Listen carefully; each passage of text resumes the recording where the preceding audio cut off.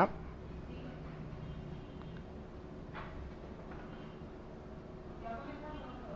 Bueno, buenas tardes.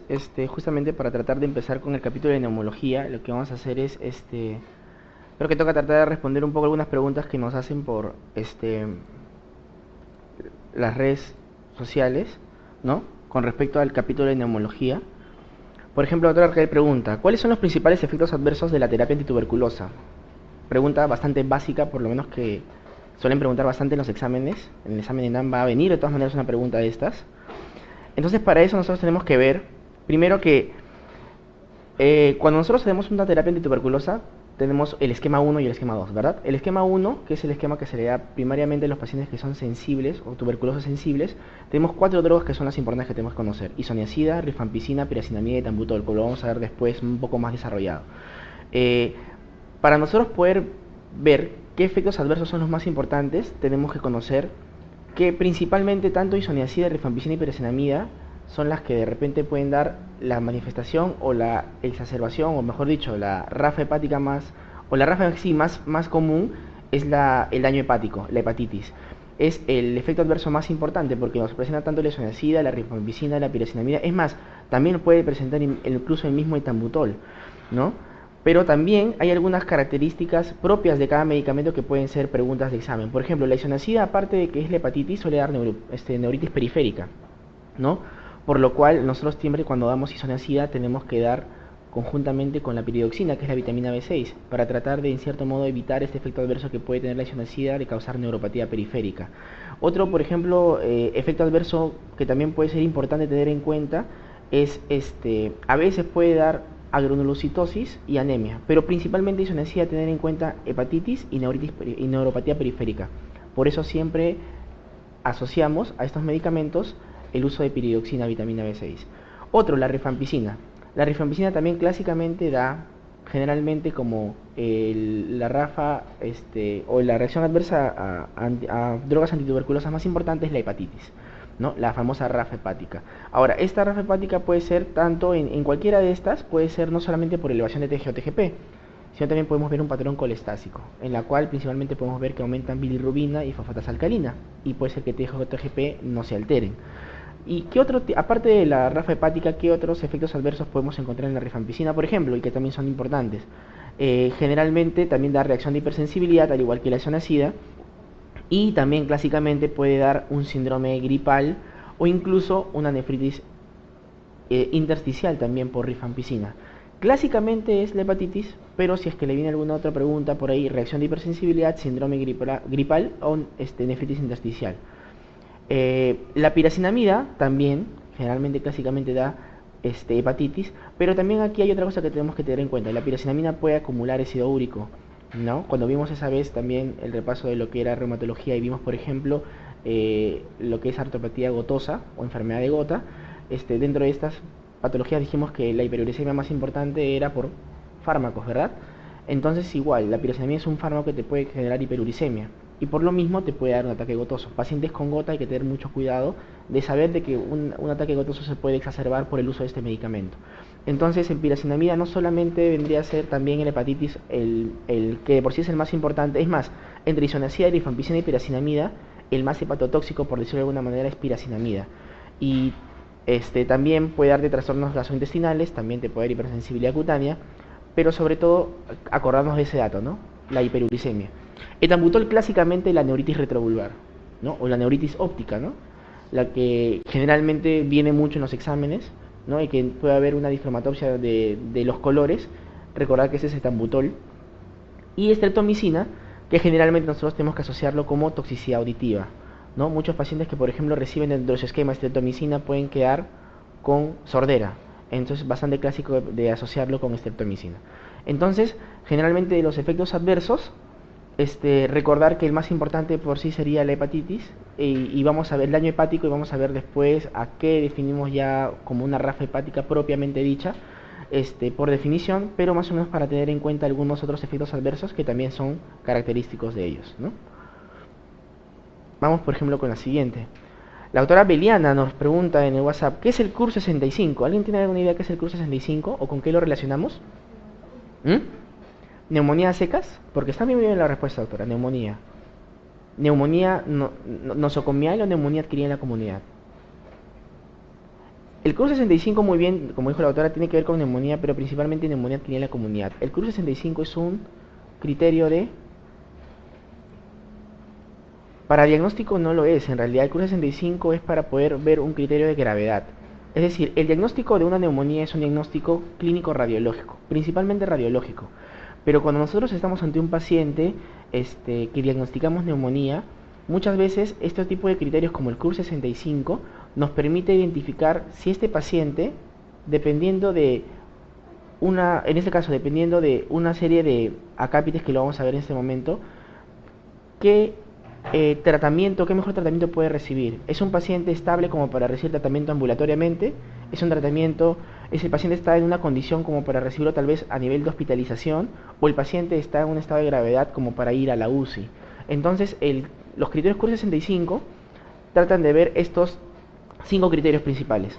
El tema del CUR 65 tiene que ver con confusión, es decir, que el paciente llegue con algún tipo de alteración, lo ponen como desorientación temporoespacial, pero puede ser un síndrome, un delirio, un cuadro de delirio del paciente, un cuadro confusional o un síndrome confusional agudo, y obviamente se le da una puntuación de 1 cuando lo tiene. El otro es la U, que tiene que ver con urea sérica, que tiene que ser más de 7 milimoles, pero acá generalmente nosotros no usamos en los hospitales milimoles, nos basamos a miligramos por decilitro, que es la conversión 19-20. Entonces, cuando vemos que la urea sérica es más de 20 o más de 19, ya le damos al criterio de la urea un punto. Si la frecuencia respiratoria del paciente es más de 30, es otro punto. B de blood pressure, que vendría a ser presión arterial, en la cual voy a ver si es que el paciente está hipotenso, si la presión arterial sistólica es menos de 90, o si es que fuera menos de 60, tendría también un punto. Y simplemente por el paciente tener una edad mayor o igual de 65 años, también es otro punto. Entonces, cuando yo hago este rápido análisis de estos criterios y los sumo, los puntajes, yo voy a tener estos grupos de riesgo. Si encuentro, por ejemplo, que el paciente tiene un puntaje 0, entonces quiere decir que el paciente tiene una mortalidad para ese cuadro de neumonía del 0.7%. Entonces es una probabilidad muy baja de que pueda el paciente morir. Entonces quiere decir que, por ejemplo, este paciente tranquilamente puede recibir su tratamiento de forma ambulatoria. Entonces, el tratamiento recomendado es ambulatorio. Si el puntaje fuera un punto, la mortalidad es más o menos 2.1% y el tratamiento recomendado es más o menos ambulatorio, ¿no? Si el puntaje es todo entre 1 y 2, obviamente sumas el puntaje del 1 y el segundo, es entre 8.5%. Entonces, tanto el criterio 1 como el criterio 2 deberíamos considerar, por ejemplo, o si es ambulatorio, o considerar si es ingreso hospitalario. Acá ustedes pueden ver la puntuación CUR 65 y la otra que es CRB 65. Al inicio era CRB 65. Después ya se añadió en realidad el tema de la urea como un criterio que podía ser más completo. Cuando obviamente ingresa el tema de lo que vendría a ser el criterio de urea, ya se puede más o menos trabajar por puntajes individuales. Es decir, 1 sería ambulatorio. 2, ya deberíamos considerar la posibilidad de ingreso hospitalario. La tasa de mortalidad es más o menos 9.2%. Si el puntaje ya es 3, ya debería el paciente ingresar a sala de hospitalización para tratar de recibir el tratamiento en hospitalización. Y la tasa de mortalidad, miren, de entre 4 y 5 puntos es casi el 40%, bastante alta, ¿verdad? Entonces estos pacientes tienen que ir a UCI, a una unidad de cuidados intensivos, y la tasa de mortalidad, como les digo, es de 40%. Entonces, principalmente no tanto el CRB 65, sino el CUR 65, que es lo que más suele venir, es digamos un poco más completo, es para que ustedes pueden ver que un paciente que tiene una puntuación de 0, una mortalidad de 0.7% versus uno de puntaje en 4 o 5 del 40%, que prácticamente entre ambulatorio e ingreso a la UCI hay una gran diferencia. Solamente recordarles, chicos, que el CUR 65 es un criterio, o mejor dicho, es un criterio de gravedad para tratar de orientar al clínico a tomar decisiones de cómo debo tratar a mi paciente, pero nunca debe reemplazar a la decisión clínica. Yo puedo tener un paciente que tenga un puntaje en 2, pero de repente el paciente no tiene apoyo, por ejemplo, familiar, el paciente de repente es alcohólico, yo creo que de repente no va a poder cumplir su tratamiento antibiótico de forma ambulatoria, yo quiero asegurarme que el paciente reciba el tratamiento hospitalizado, entonces me conviene que esté hospitalizado para que lo reciba. O sea, hay criterios que no se cuentan en este CUR 65 que obviamente también nos permiten a nosotros tomar decisiones. Es decir, CUR 65 nos orienta, como cualquier criterio en cualquier cosa en medicina, pero nunca nos obliga a tomar decisiones. ¿Estamos? Pero tiene que ver esto para qué, para neumonía adquirida en la comunidad, no neumonía nosocomial, neumonía adquirida en la comunidad. ¿Ya? Otra pregunta, la autora Nilfa nos pregunta, ¿cuáles son los criterios de Light? En algún momento lo han tenido que haber escuchado. ¿Mm? Exacto, ¿no? Tiene que ver principalmente con el derrame pleural, ¿no? Y son tres criterios principales, ¿no?